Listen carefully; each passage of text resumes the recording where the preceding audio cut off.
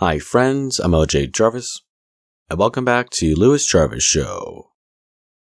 So, a few weeks ago, I finished the 5th and final issue to the 5-part Marneus Calgar comic book series.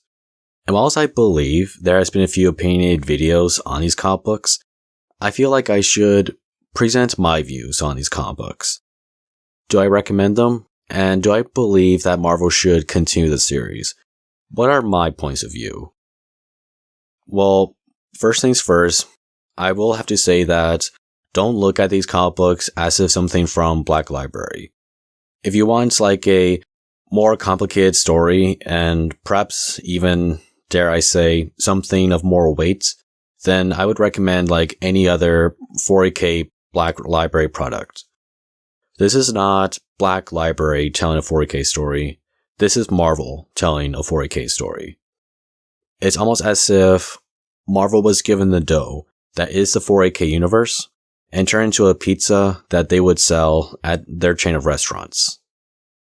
So, with this in mind, how are these comic books? Or more importantly, how has Marvel presented the universe? Well, with all honesty, I think they've done a really good job. It feels like the artists and the creative minds who are writing these stories, I feel like they were experienced. And more than that, I think they were also experienced with the hobby, where they know how things are supposed to look. They're not copying a setting or trying to mimic a setting. They're presenting the setting. Marneus Calgar looks like Marneus Calgar, a space marine looks like a space marine, a tech priest looks like a tech priest, etc. And of course, as a 4K story, it's not shy from gore or action. So rather than coming off as a cheap Chinese knockoff, I believe the team at Marvel Studios knew what they were doing when they were making these comic books. Everything feels in place and nothing feels like a prosthetic limb.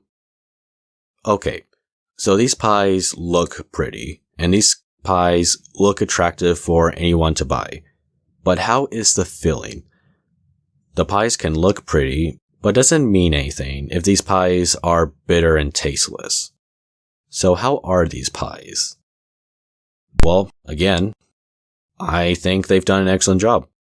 I was looking forward to each issue, and it made me want to continue buying the comic books. I was looking forward to when the week would arrive that these comic books would be published at. It has done what any good comic book should do. Excite the reader into wanting to buy more comic books. And I'll be completely honest with you, I was looking forward to each issue out of these comic books rather than each book that was Psychic Awakening. Yes, I was looking forward to each issue out of these comic books over an official product from Games Workshop. I mean, the Psychic Awakening books look pretty and they look attractive, yet the feeling themselves, at least for me, I didn't find satisfying. I felt like there wasn't enough flavor to them.